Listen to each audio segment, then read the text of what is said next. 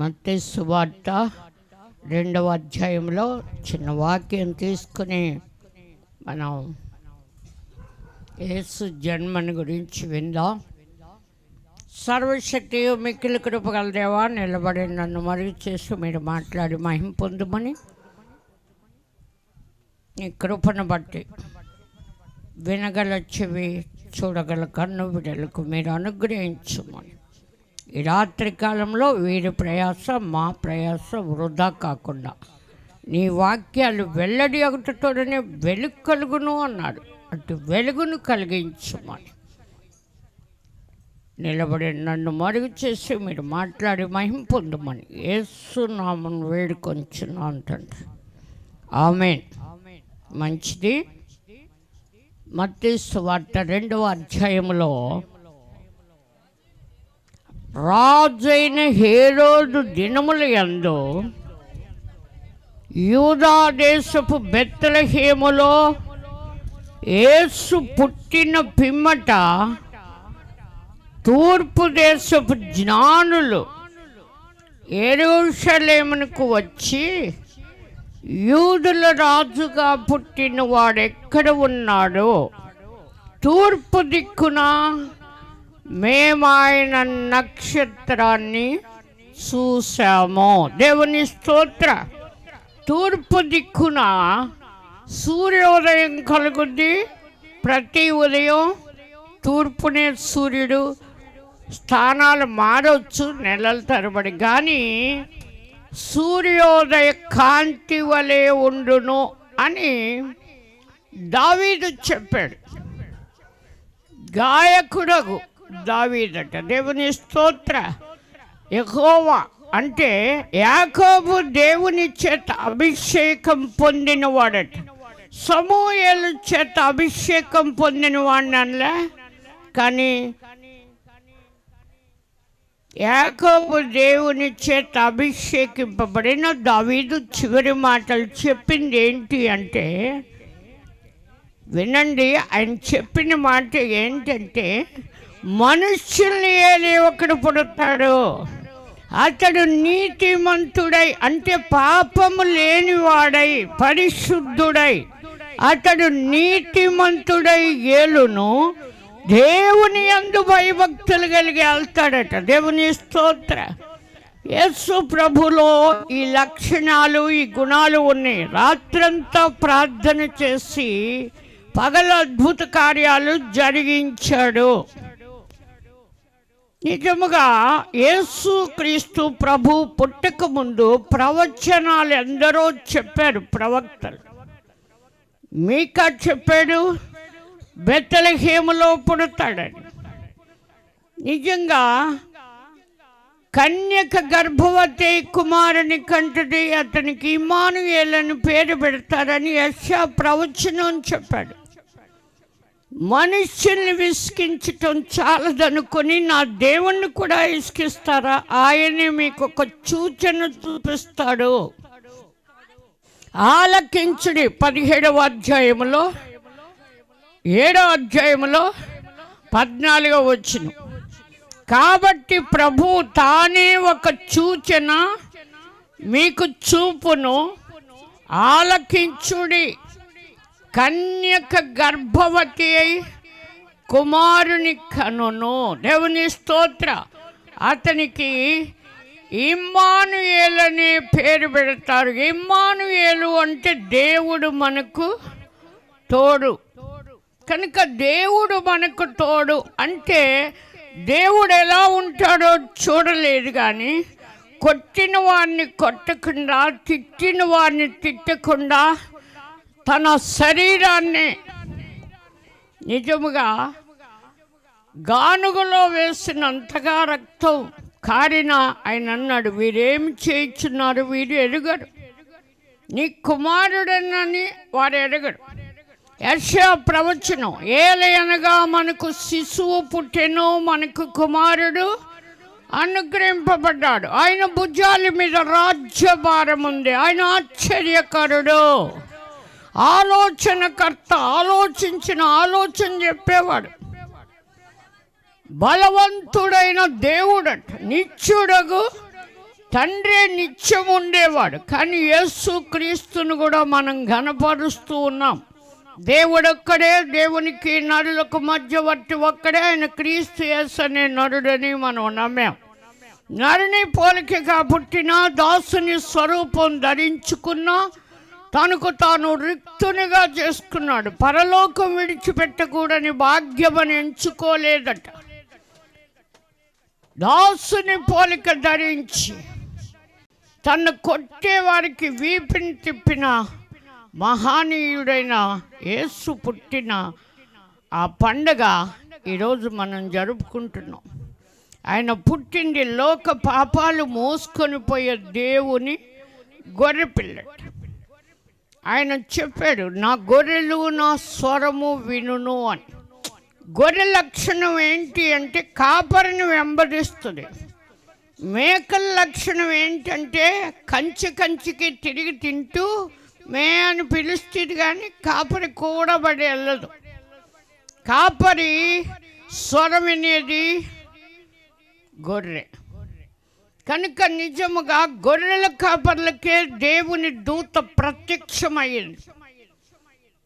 పాపం చేసిన ప్రతి ఒక్కడు పాప క్షమాపణ నిమిత్తం గొర్రెను వధించి పాపాలు ప్రాయశ్చిత్తార్థ బలిగా యాజకునికి తను తాను కనపరుచుకుని తన పాపాలు ఒప్పుకొని గొర్రె మీద మోపి దాన్ని చంపి దాని రక్తం తీసుకుని ఇతనికి చమరేవారు. అలాగే ఐగుప్తి దేశపు బానిసత్వము నుండి బయటికి రావటానికి కూడా తండ్రి అయిన దేవుడు మోషేతో చెప్పింది, సాయంకాలమున గొర్రెను చంపాలని, దాని తల మీద ముళ్ళు పెట్టాలని. నిజముగా ఇవన్నీ పాత నిబంధనలో మనం చదివితే నేర్చుకున్నాం. నిజంగా సైన్స్ నేర్చుకుంటున్నాం, సోషల్ నేర్చుకుంటున్నాం. చిన్నప్పటి నుండి తెలుగు, ఇంగ్లీష్ అవన్నీ నేర్చుకున్న వాటిని కొందరు మరిచిపోతారు, కొందరు హృదయాల్లో ఉంటే. ఎప్పుడో నా చిన్నప్పుడు పాడిన పాటలు ఇప్పుడు కూడా సునాయాసంగా పాడే మెమోరియల్ పవర్ లోపల ఉంచాడు దేవుడు. ఈ క్యాసెట్లైనా అరిగిపోతాయి, కానీ మనలో ఉండే జీవము గల దేవుని జీవం ఉంది కనుక ఆలోచనకర్త ఆయనైతే ఆయన మనలో నివసించి సంచరిస్తాను అన్నాడు. ఆయన పుట్టక ముందే ఆలోచనకర్త అని చెప్పాడు. బలవంతుడైన దేవుడని, నిత్యుడకు తండ్రి అని, తండ్రిని మాకు కనపరచన్నాడు ఫిలిప్పు. నన్ను చూసిన వాడు నా తండ్రిని చూసినట్టే, నేను మాట్లాడే మాటే నాది కాదు అన్నాడు. యోహాను సువార్త 22వ అధ్యాయములో నిజంగా మాట్లాడేవాడు ఆయనైనా ఆయన మాటలు కాదట. మృతులనే బ్రతికించాడు అంటే ఎప్పుడో బ్రతికిస్తే నేను చూడలేదు కానీ నమ్మబోదు. నా చేతిలోనే 4-5 బ్రతికించాడు. దేవుని స్తోత్ర. జీవ మరణాలు అధికారము, జీవము మరణం నేనే అంటాడు. యేసు ప్రభు అన్నాడు, నేనే మార్గము సత్యము జీవం అన్నాడు. మార్గం తూర్పు దేశపు జ్ఞానులకి నక్షత్రం చూపిందంట. ఈ నక్షత్రాన్ని గురించి బిలాము ప్రవచనం. బిలాము సర్వశక్తుని దర్శనం చూశానంటాడు. ఇశ్రాయేలును శపించాలని బారాకు రాజు పిలిచినప్పుడు బహుమానం ఇస్తానంటే యెహోవా ప్రవక్త అయినా వెళ్ళాడు బిలాం. మార్గమధ్యంలో గాడిద బుద్ధి చెప్పింది, ముమ్మారు పడగొట్టింది. అయినా సరే దాన్ని కొట్టుతుండగా 3 సార్లు కొట్టేవని బిలాము భాషలో అది చెప్పింది. బిలాముకి వాక్కిచ్చిన దేవుడు. ఈనాడు పరిశుద్ధాత్మ మనం పొందితే మనకు వాక్శక్తి కలుగుద్ది. ప్రభువును మోసిన గాడిదట, గాడిదకు బదులు గొర్రె పిల్లనివ్వాలట. ఆయన యెరూషలేము దేవాలయానికి వెళుతూ గాడిద పిల్ల ఎక్కుతాడని జకర్యా గ్రంథం 9లో ఉన్న మాట నెరవేరటానికి ఆయన ఎక్కెళ్ళాడు. అప్పుడు వాళ్ళు ఏం చేశారంటే వాళ్ళ వస్త్రాలు దారి పొడిగినా కూడా వేశారట. ఎందుకు వేశారో తెలుసా? చనిపోయిన లాజర్ని 4వ దినాన్ని బ్రతికించటం వాళ్ళు కళ్ళారా చూశారు. ఆయన మాట్లాడిన మాటలో జనసమూహం చూడాలనే ప్రార్థన చేశాడట. ఆకాశం వైపు కన్నులెత్తి, తండ్రి నీవు నా మనవి వినినందుకై నీకు కృతజ్ఞతాస్తుతులు అన్నాడు. మనం స్విచ్చేస్తే లైట్ ఎలా వెలుగుద్దో, యేసు తల ఎత్తేలోకే తండ్రి అయిన దేవుడు బ్రతికే లాజరు అని చెప్పాడు. దేవుని స్తోత్ర. కనుక తండ్రి అయిన దేవునికి ఆదిలోనే 1వ అధ్యాయం ఆదికాండం 26లోనే మన స్వరూపమందు మన పోలిక చొప్పున నరులను చేయుదము. మనుషుల పోలిక దేవునిది, మనుషుల్లో ఉన్న జీవం దేవునిది, ఆలోచనకర్త దేవుడు. అందుకే మనకు కూడా ఆలోచనలు ఇచ్చాడు. నిజముగా మన స్వరూపమందు మన పోలిక చొప్పున నరులను చేద్దాం. వారు సముద్రపు చేపలను, ఆకాశ పక్షుల్ని, నేల మీద ప్రాకే ప్రతి జీవిని వేల్తారు అనుకున్నాడు. ఏలే అధికారం ఆదాము తినొద్దన్న చెట్టు పండు తిని పోగొట్టుకున్నాడు. కానీ యేసు క్రీస్తుని ప్రవక్తల ద్వారా ప్రవచించి ప్రవక్తల మాటలు నెరవేర్పుగా యేసును పంపాడు. యేసు ప్రవచన సారం. ఏ సారం? ప్రవచన, అబద్ధం అవ్వకుండా. చూడండి, ద్వితీయోపదేశకాండం 18:18లో నాలాంటి ప్రవక్తను ఈ సహోదరుల్లో నుండి పుట్టించును. దేవుని స్తోత్ర. ఎవరిని? మోషే లాంటి. మోషే 20 లక్షల మందిని నడిపాడు, కానీ మోషే చేతిలో ఉన్న కర్ర పాము అయింది. ఆ పామును పట్టుకుంటే కర్ర అయింది. ఐగుప్తి దేశానికి చిమ్మలు ఏంటంటే సర్పమే, కానీ ఐగుప్తి దేశమే మోషే చేతిలో కర్ర అయింది. కర్రలాగే సైన్యం తేలిపోయారు సముద్రంలో. నిజమైన జీవముగల దేవుడైన యెహోవా నేల మట్టితో నరుని నిర్మించి వాని నాసికారంధ్రంలో జీవవాయువు ఊదక ముందే చేద్దామని ఆలోచనకర్తగా ప్రభువుని యేసునే అడిగాడు. ముగ్గురు అబ్రహాము కాలంలో యెహోవాని చూశాడంటే అబ్రహాము ముగ్గురు మనుష్యులుగా కనబడ్డారు. దేవుని పోలిక మనుష్యుని పోలికే. ముగ్గురు మనుష్యులు తన ఎదుట నిలవబడినట్టు ఆదికాండం 18లో ఉంది. మీకు బైబిల్ వచ్చు కనుక చెప్పుకుంటా వెళ్ళిపోతున్నాను. రానోళ్ళకి వాళ్ళని ఏర్పొచ్చు. దేవుని స్తోత్ర. ఉందా అక్కడ?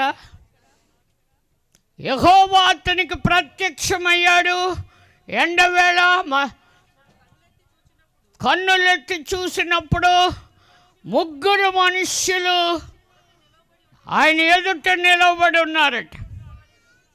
వారిని చూసి గుడారపు వాకిటి నుండి వారిని ఎదుర్కొన్నట్టుకు పరిగెత్తుకుని పోయి నేల మట్టుకు వంగి, ఈసారి ప్రభువా నీ కటాక్షము నా మీద ఉన్న ఎడలా ఇప్పుడు నీ దాసుని దాటిపోవద్దు. 25 ఏండ్ల నుండి ఎదురు చూస్తున్నాడు అబ్రహాం. ఆ రోజు యెహోవా దేవుడు ప్రత్యక్షమయ్యాడు. ముగ్గురు మనుష్యులు, త్రిమూర్తులు. తండ్రిలో కుమారుడున్నాడు, కుమారుల్లో తండ్రి ఉన్నాడు, పరిశుద్ధాత్మ కూడా కలిసే ఉన్నారు. యోహాను సువార్తలో, యోహాను పత్రికలో, యోహాను సువార్తలో కూడా ఉంది. యోహాను సువార్త 14వ అధ్యాయములో 23వ వచనం చదువుకుందాం. చూడండి యోహాను సువార్త, ఒకడు నన్ను ప్రేమించిన యెడల అతడు నా మాట గైకుంటాడు, వింటాడు. అప్పుడు నా తండ్రి వాణ్ణి ప్రేమిస్తాడు. మేము యొద్దకు వచ్చి వాని యొద్ద నివాసం చేద్దాము. అబ్రహాము దగ్గర నివాసం చేయటం కాదు, యేసు చెప్పింది. ఒకడు నన్ను ప్రేమిస్తే నా మాట వింటాడు, తండ్రి వాణ్ణి ప్రేమిస్తాడు. మేము వాని యొద్దకు, ఎవరు యేసుని ప్రేమించారో, యేసు మనకు ఆజ్ఞ ఇచ్చింది. 10 ఆజ్ఞలు ఒకే ఆజ్ఞలో లీనమై ఉన్నాయి. నిన్ను వలె నీ పొరుగు వాడిని ప్రేమించమన్న.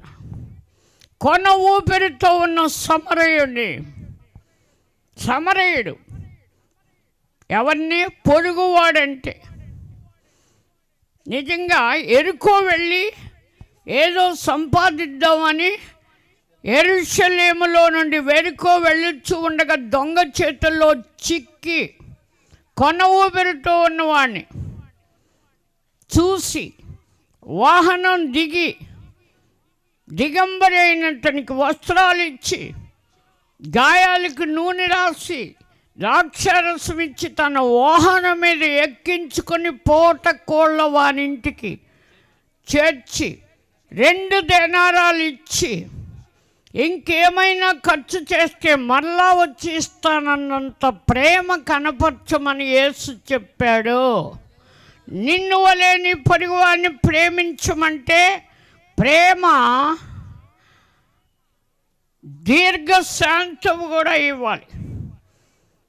ఆత్మ ఫలాల్లో ఉంది ప్రేమ, సంతోషము. ఎవరైనా తిడితే మనకు కోపం వస్తుంది. శిలువ మీద ఆయన అన్నాడు, ఈయన ఇతరులను రక్షించాడు, నిన్ను నీవు రక్షించుకో, నీవు దేవుని కుమారుడు అయితే.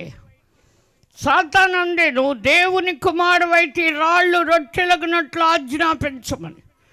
ఆయనే రాళ్ళు రొట్టెలు అవ్వాలి అని పొరపాటును మనలాంటి వాడు అయితే అంతే తెప్పందేళ్ళు భూమి నీళ్ళ మీద.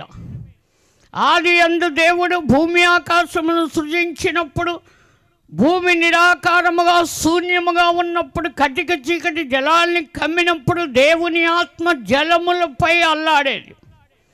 ఆత్మయున్న దేవుడు వెలుగు కలుగును గాక ఉత్పత్తి క్రమం తండ్రి అయిన దేవుడు చేసిన క్రమాన్ని రద్దు చేయలేదు యేసు. దేవుని స్తోత్ర. ఆరిన నేల కలుగజేశాడు. ఆ జలములు ఈ జలములు వేరుపరచబడి మధ్యన ఒక విశాలము కలుగును గాక వెలుగు కలిగించాడు. వెలుగును చీకటిని వేరు చేశాడు. వెలుగుకి పగలని పేరు పెట్టాడు. పగలున్నంతసేపు యేసు ఆయన క్రియలు చేశాడు. రాత్రి కాలంలో మనం ఉన్న పౌలు గారు అంటాడు, మనం పగటి వారం, మన యుద్ధోపకరణాలు తేజో సంబంధమైనవి అన్నాడు. యుద్ధోపకరణాలు ఏంటి? ప్రార్థనే. ప్రార్థన ఆలకించే దేవుడు సర్వ శరీరాలు ఆయన యుద్ధకు వస్తారట. కుంటివారేమి, గుడ్డివారేమి, గర్భిణీ స్త్రీలేమి, పాలిచ్చేవారేమి, యెర్మీయా గ్రంథం 31లో ఉంది. వారు ఏడ్చుతూ వస్తారట. మా ఇంటికి వచ్చేవాడిని చూస్తే అడిలిపోతారు. వాళ్ళ దుఃఖంతో వస్తారు. నేను నవ్వుతూ సమాధానం చెప్తాను, ఏం పర్వాలే, భయపడద్దు. దేవుడు బాగు చేస్తాడు, దేవుడు సహాయం చేస్తాడు. ఉన్నాడు కనుక దేవుని యొద్దకు వచ్చువాడు, ఆయన ఉన్నాడని, తను వెదుకు వారికి ఫలమిచ్చేవాడని నమ్మాలట. దేవుని స్తోత్ర. యేసు ప్రభు అన్నాడు యోహాను సువార్త 14వ అధ్యాయము 12వ వచనములో చెప్పాడు, తండ్రి యొద్దకు నేను వెళ్తున్నాను, నా యందు విశ్వాసం ఉంచువాడు నాకంటే గొప్ప వాటిని కూడా వాడు చేస్తాడన్నాడు. నేను చేసే క్రియలే కాదు, ఆయన రోగులను స్వస్థపరిచాడు, చనిపోయిన వాడిని లేపాడు, కుష్టు రోగులను శుద్ధులుగా చేశాడు. ఆయనకి సాక్షులు మనం. యెషయాతో చెప్పాడు, నేనే దేవుని మీరు నాకు సాక్ష్య సమూహం మేఘం వలె మనల్ని ఆవరించింది కనుక అబ్రహాము దేవుణ్ణి అనిపించుకున్నాడు. ఇస్తానని వాగ్దానం చేసిన దేవుడు 25 సంవత్సరాల ఆలస్యమైన ఆయన ఒక్కడిగా కనబడి ముగ్గురుగా ప్రత్యక్షమయ్యి నేల మట్టుకు వంగిన అబ్రహాము కోరిక మేరకు నీతిమంతుల కోరిక ఉత్తమమైనదట.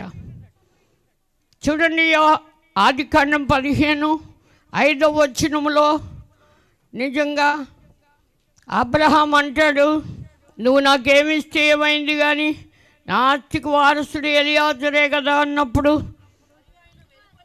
వెలుపలకు తీసుకొచ్చి నీవు ఆకాశం వైపు తేరి చూచి నక్షత్రములు లెక్కించు, నీ చేతైతే నక్షత్రాన్ని లెక్క పెట్టన్నాడు. నీ సంతానము అలాగూ అవును అన్నాడు. దేవుని స్తోత్ర. అవునన్నాడా? అలా ఉంటాయి అన్నాడా? అవుతాయి అన్నాడు. పాపులమైన మనం పరిశుద్ధులుగా మార్చబడటానికి ఆ వాగ్దానం మనకి ఈరోజు కూడా నిలిచి ఉన్నది. అబ్రహాము మూలముగా భూమి యొక్క వంశాలని ఆశీర్వదిస్తానని దేవుడు వాగ్దానం చేసినప్పుడు ఆకాశ నక్షత్రాలని చూపించాడు. అంతేకాదు, యోసేపు కళలో మొదటి కళ నా పొలం నిలబడి ఉంది, మీ పొలనన్నీ నా పనికి చుట్టూ సాష్టంగా పడి అన్నాడు. చాలా కోపం వచ్చి అసలు 37వ అధ్యాయం ఆదికాండంలో ఉంది చూడండి. కానీ అసలు ముందు ఏం చేశాడు అబ్రహాము? 3వ వచనంలో యోసేపు ఇశ్రాయేలు అంటే యాకోబు వృద్ధాప్యమందు పుట్టిన కుమారుడు గనుక యోసేపుని ప్రేమించాడు. అతనికి విచిత్రమైన నిలువుటంగి కుట్టించాడట తండ్రి. అబ్రహాం చరిత్ర కాదు, యాకోబు చరిత్రలోకి వెళ్ళాం. నిజంగా యాకోబుని ఆశీర్వదించాడు. యాకోబు కూడా తలగడ కింద రాయి పెట్టుకుంటే దేవుడు ప్రత్యక్షమయ్యాడు. అందులో కూడా యేసు కనబడుతున్నాడు. ఎలాగంటే ఆకాశానికి ఒక కొనంట, భూమి మీద ఒక కన్న. నతనయేలుతో యేసు అంటాడు, మనుష్య కుమారుని మీదకి దేవదూతలు ఎక్కుట దిగుట నువ్వు చూస్తావన్నాడు. దేవుని స్తోత్ర. నతనయేలు అన్నాడు, నువ్వు అంజూరపు చెట్టు కింద ఉన్నప్పుడే నేను నిన్ను చూశానన్నాడు. నువ్వు ఎలాగెరుగుదు అన్నాడు. ఇతడు నీ ఇశ్రాయేలీయుడే, ఇతని అందు ఏ కపటం లేదంటే నువ్వు నన్ను ఎలా ఎరుదు, నీ సైడ్ చేసేసుకుంటున్నావు అన్నట్టు మాట్లాడాడు. కనుక అప్పుడు అంజూరపు చెట్టు కింద ఉన్నప్పుడే అన్నాడు. ప్రవక్తల ప్రవచనాలు బట్టి అయిపోతున్నాయి. మన సహోదరులో నుండి మోషే వంటి ప్రవక్త పుడతాడన్నారు కానీ పుట్టలేదని. ఫిలిప్పు యేసును చూసిన తర్వాత వెళ్ళాడట. వెళ్ళి ప్రవక్తలను మోషేయు ధర్మశాస్త్రం ఎవరి గురించి అయితే చెబుతుందో ఆయన్ని నేను చూశాను. ఆయన నజరేయుడైన యోసేపు కుమారుడైన యేసు అని చెప్పాడు. నజరేతులో నుండి మంచిది ఏదైనా వస్తుందా అన్నాడు. వచ్చి చూడమని ఫిలిప్పు చెప్పినప్పుడు వచ్చాడు. చూడగానే ఇతడు ఇశ్రాయేలుడే, ఇతని అందు ఏ కపటం లేదన్నాడు. వెంటనే నీవు నన్ను ఎలా ఎరుగుదు అంటే, ఫిలిప్పు నిన్ను పిలవకముందే నిన్ను ఎరుగుదు, మీరు రాకముందే మిమ్మల్ని ఎరిగిన దేవుడు, నేను పుట్టకముందే నన్ను ఎరిగిన దేవుడు. నన్ను ఎరిగిన దేవుడు, నన్ను పిలిచిన దేవుడు, నా కొరకే నువ్వు ఈ లోకానికి వచ్చావు, నీ మార్గం నాకు చూపించావని పాడుకున్నాను. దేవుని స్తోత్ర. 11వ సంవత్సరంలో చనిపోయిన నన్ను బ్రతికించాడు. చనిపోయినంటే తేలిగ్గా నోటితో చెప్పటం కాదు. తణుకు దగ్గర కానూరులో పోతే మా అమ్మగారు నమ్మిన చిన్న భక్తి, ఆదివారం బైబిల్ ఇచ్చుకుని గుడికి వెళ్తాం, శుక్రవారం చక్కగా ప్రార్థనకి వెళ్తాం, పాటలు పాడటం, అదే ఇంకా పెద్దగా అద్భుతాలు జరగటం ఆవిడ ఎరగదు కానూరులో. 4 చర్చీలు ఉన్నాయి. 4 చర్చీల్లో క్రిస్మస్ ఆరాధనలో పాల్గొనే వాళ్ళం పిలిచినందుకు. హద్దులు లేవు. హద్దులు వేసుకుంటే స్వార్థం అవుద్ది. దేవుని స్తోత్ర. నేను ఎప్పుడు హద్దులేయను. వెళ్ళొద్దు, ఇక్కడే ఉండండి. అన్నదమ్ములు ఓటాలు కాదు, పంచుకుని సరిహద్దు రాళ్ళు వేసుకుంటానికి. దేవుని స్తోత్ర. నిజముగా లోకరక్షకుడిగా పుట్టిన యేసుని గురించిన వార్త ప్రజలందరికీ కలగబోయే మహా సంతోషకరమైన సువార్త. నిజంగా కోయిలగూడెం, కన్నాపురం, ఇంకా దొరమావుడు ఇవన్నీ తిరుగుతున్నామంటే దొరమావుడి నుంచి కాంతారావు అనే అబ్బాయిని మోసుకొచ్చాడు. చలి జ్వరమే కాదు, కొన్ని నెలలు మంచం పట్టినాడు. దేవుడు ఒక క్షణంలో బాగు చేశాడు. అతని కళ్ళే తెరిచాడు. సిలువ మెరిసిందట. దేవుని స్తోత్ర. బ్రతుకుతానండి అని అడిగాడు. ప్రార్థన చేస్తుండగా సిలువ కనబడింది. తళుక్కును మెరిసిందట. వెంటనే దేవుడు బ్రతికిస్తాడన్నాం బాగైపోయాడు. ఎవరైనా ఊరికి ఎవరు నమ్మరు. రుచి చూసి తెలుసుకోమన్నాడు. ప్రభు దయాళుడని రుచి చూసి తెలుసుకోమన్నాడు. యెహోవా దయాళుడని రుచి చూసి తెలుసుకోమన్నాడు. దేవుని స్తోత్ర. దేవుడు మనల్ని ప్రేమించి తన ప్రియకుమారుని పంపించాడని యోహాను సువార్త 3:16 ఉంది. దేవుడు లోకమును ఎంతో ప్రేమించను కాగా తన అద్వితీయ కుమారునిగా పుట్టిన వాని యందు విశ్వాసముంచువాడు నశింపకంటే నాశనకరమైన తెగుళ్ళతో చావక అని. నాకు నిజంగా క్యాన్సర్ వచ్చింది. భయంకరమైన పరిస్థితిలో దేవునికి లోబడ్డాను. ఎవరు కూడా దేవునికి లోబడ్డరు. ఎప్పుడు లోబడతారు? చివరి టైం, మంచం పట్టిన తర్వాత. సుమారు 40 సంవత్సరాలైంది దేవునికి వ్యతిరేకంగా. 85లో, ఇప్పటికి 40 ఏళ్ళైంది. వైజాగ్ హాస్పిటల్కి మా అమ్మగారిని తీసుకొస్తూ ఉండగా టికెట్ తీయటానికి వెళ్ళినప్పుడు నాకు కళ్ళు కనబట్ల. మా అమ్మగారు మా పెద్దమ్మగారు చేతులు పట్టుకుని తీసుకొచ్చి ట్రైన్ ఎక్కించారు. ఈ 40 సంవత్సరాలు ఆయన దయాకిరీటం ధరింపచేస్తూ సజీవుల గుంపులో ఉంచాడు. దేవుని స్తోత్ర. సజీవులే కదా నిన్ను స్తుతింతారన్నాడు.